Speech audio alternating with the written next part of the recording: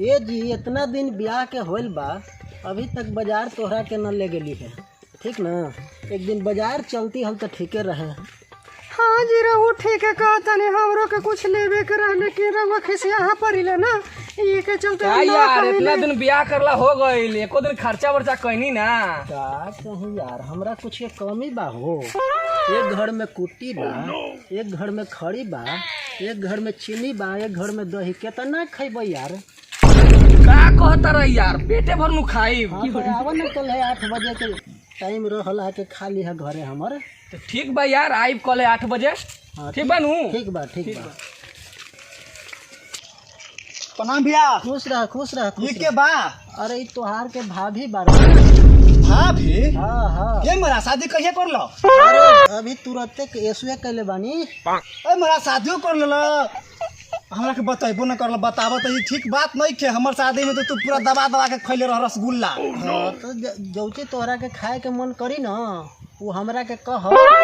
यही तो ठीक बा, बाकी हमरा के एको तो ठीक नहीं लगत। बताबो शादी कर तो डीजे पर नाची न हेलो हेलो। हाँ तो हमारा कुछ के कमी बा हो। एक घर में कुट्टी बा, एक घर में चोकर बा, एक घर में खड़ी बा, एक घर में दही बा, एक घर में चीनी बा। कितना खैबो यार, कल है 8 बजे खा ली। ठीक बा तो हम आएम। ठीक बा ठीक बा, हम जाता नहीं 8 बजे। ठीक ठीक 8 बजे ठीक बा ठीक बा भैया हो 8 बजे। ठीक बा। 8 बजे।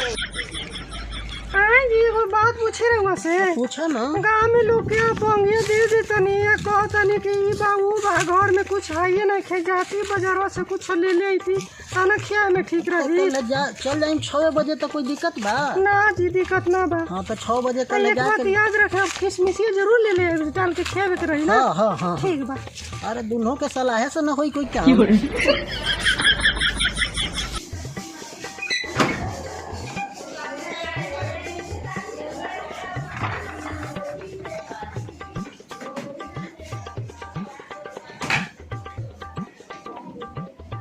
ये जी तनी गोरवा दावल न, मियाज थाकल बा ना।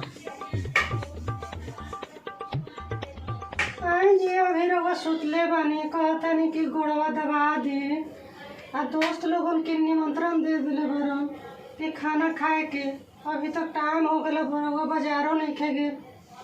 का कहत रह, बोलो ना, तोरा कहे के मतलब का बा। हम तो कहतनी कि टाइम हो ही गइल बा, 6 बज गइल बा, जैती बाजारवा से सामान लेती तो कुछ बना के खिया देती ना। तो एक काम कर ना, एगो झोला के व्यवस्था कर, हम जाता नहीं आऊ का। उठी रहुआ, दिन भर सुतले रहतनी। ठीक बा, झोला पकड़ी जाई मैं बाजार। जाता नहीं आऊ का। ठीक बा जाई। वो घूमे गई बोले, आते हो यहाँ थोड़ा देर में बैठे नहीं रहो, आते हो यहाँ। ओ ठीक बा। का जन कहिया पहुँचो हो बियाह होई, सब काम अपने से करे पड़ेला, चूल्हा चौकी सब। कोई बाप हमार बेटियों नहीं खेले। आज तक हम पूरा हिला के खान 10-15 गो पूरी से कम। अरे मंगवा ढाबा कहाँ पर हो रे? है जे जो पदो ना सुतन। ये तो काहे खिसिया के बोला तारे? वो हाँ फेर में रहता कि हम ओकर फेर में रही। साला मंगवा वाला काम करता है, गेहूं पसा तो बताओ तो का हो यार, कहाँ पर हो? यार नहीं खान यारिन बारी। का कहत तारा नहीं खन, कहाँ गइलन? हमरा के बोले रहन कि पूरी खाए के बा आ जइह। साई में रहुआ के हमें खिया देता नहीं। रउआ खिया देम तब तो हमरा जे मजे आ जाए, हमहू के ही चाहत रहनी। ठीक बा आवा तानी। आई रहुआ बढ़ जाई, बोड़ा बिछा देले बनी। ये मैं रउआ बनी जी। हम लोग के तो यार दिले रहन नहीं होता। आज तो हमनी के मजे आ जाए। मजा आई यार एक बार आज तो हमनी के यात्रा बनल बा खूब। लिया मन के लिया तनी 10-15 को पूरी खींची। यार खाई रहुआ लोग की गरम।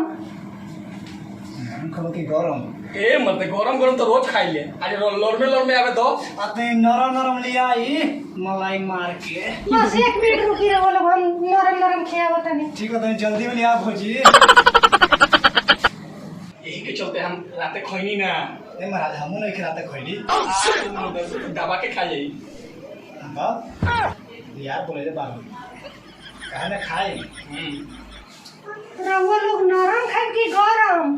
भौजी कहली एक बार कि नरम ना खाएं गरम खाएं। तो रोज गरम खाला, हमू गरम खाइले, आज तो नरम खाएं। एक बार आओ सोच ली। ना ना एकदम लड़ में जाई गरम रोज खाइले हम लोग सोचे के क्या बात हो जाए लिया है एकदम लड़ में आवे दो देर मत करी राते से भूख लगी मेरा खाना ना बनाने वाला ना। ना ना लिया बकी अभी तक खा ही के जाए बहुत ठीक बा, नरम पूरा हमें खिया देता नहीं। लरम ठीक बा एक काम करो, रहुआ लोग अपने हाथवा आगे करो। हाथ आएंगे ठीक बा नरम खा के बाद तो मुझे ये क्या करता है रहुआ के नरम में खाए के बा ये कौन चीज है तो नरम यही से ना खाली डायरेक्ट फायदा करी। डायरेक्ट ठीक बा रहुआ हाथवा आगे करी डायरेक्ट जाए जी। मलाई एकरा में कोनो चम्मच की जरूरत नहीं थी। ओ मलाई या तो मैं तो जाई आते ते ही तो जाएंगे बात तो सही कहा जिंदगी में कबो भुलाबो ना करो कितना झकास नरम खइबो।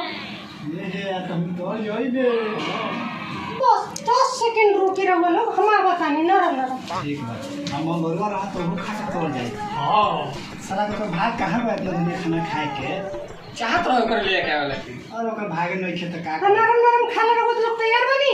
हां जरूर बानी लिए हो पोसो खियाओ मरते भई का चलता हो यही नरम बा। यही ना मारे पूरे हम कर देव तरी पार्टनर हम जानती कैसे नरम में खाना रहला तब जिंदगी में अभी का कम ना खाई हम तो छोड़ ना के जाए ना और खाने का नरम खाली ना भर पेट भर ऐसे खाना तो बास के टाइप पर जाए हमरा रहुआ कहले रानी के नरम खाए गरम ना खाए। ठीक बा भौजी हमने जान के नी नरम में खाने पेट भर गई खाली पेट फट गए बड़ी कृपा बारू हमरा पर जय हो लक्ष्मी प्रणाम लक्ष्मी जाओ का यार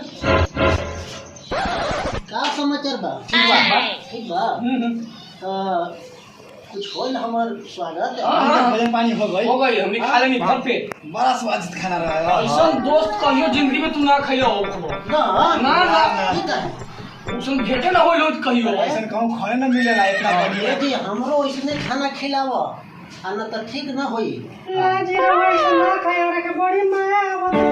एगो दाल तगारी कम न होए के चाहिए। दम खाही के रही हो तोरा के ठीक कर दम हड्डियां तोड़ दे हम। हाँ खा कर हम लोग ना जी रहुआ फिर से सोच ले ऐसा खाना ना ना वही चीज खाबे करम जो हमर दोस्त के खेले बारो। हां रहुआ काहे नहीं के समय से ना खाना खाई जी। ना वही खाई हम कहीं ना बड़ा कहीं स्वादिष्ट खाई है मन भर गई देख हम बैठा पानी तुरंत वही खाना खिलावा ना तो हम मार के कह देलन तोड़ दे हम अभी हम जान जा। अल्लाह के खाना खा के बड़ा को क्या पता नहीं कहा के हम बैठा तानी बैठे खिलावा हमरा खाना यहाँ बैठो वही चीज हमरो एगो दाल तकारी देखा दोस्त तू लोग देखी है अगर मान ल कि एगो दाल तकारी कम होई तो हमरा के कही हम दम कहो हां कि मार के कह देलन उठा दे हम। हां जितना आइटम हमने के खियाली दू बार हाथ दे बाकी घटाए नहीं को ना चुप रहो मत ये। हां ठीक कहनी नु ई बात ठीक कहले पार्टनर पे सब बात छूट के कहले ये जी एक बार आओ सोच ले रहुआ ना खाई जी। ना ना हमर पार्टनर खाई हां ना डन दवा हमार के तुरिया दे दे करम वही चीज हमरा खियावे वाला बा जो हमर दोस्त के खियाले बारो आ तो एगो दाल तकारी कम होई अभी तो खूब घूर दे हम अभी।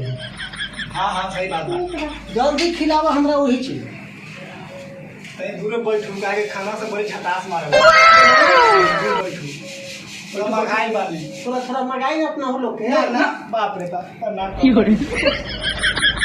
एक बार रहुआ वही खाना खाई लो। हाँ यार एगो खाना कम हमरा दाल तकारी कम न होए के चाहिए। हाँ। अगर कम होई तो तू लोग देखी हो हाँ, खाना हमरा खिलावत जरूर एक बार आई लाइन मुरे खा खोली ई काहेला हो मुरेठवा काहे खोलत रह हाँ ठीक बा लाइन नहीं हाथ रहुआ के वही देखी है यार वही खाना खाए के अगर बाद दाल तकारी कम होई ना तो तू बताई हो ई बात के।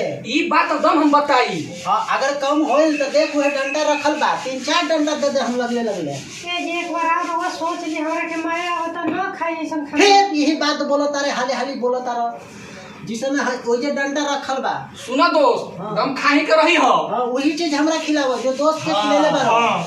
अगर एगो दाल तकारी कम होई तो वो दे घटा डालता हाँ। ई डालता से मार के औरत दे हम दे पूरा पहले सुन लो अभी कर ले बानी। जहाँ तक खुद दूगो बढ़ा दो कि तू कमावा मत हाँ ठीक घर है वाली में खाए खातिर रहुआ हाँ खिलावा वही चीज हमरा खिलावा। हाँ छोटा छोड़ दो छोड़ दो छोड़ दो। हाँ। अभी तो 2 आइटम और बाकी बा अरे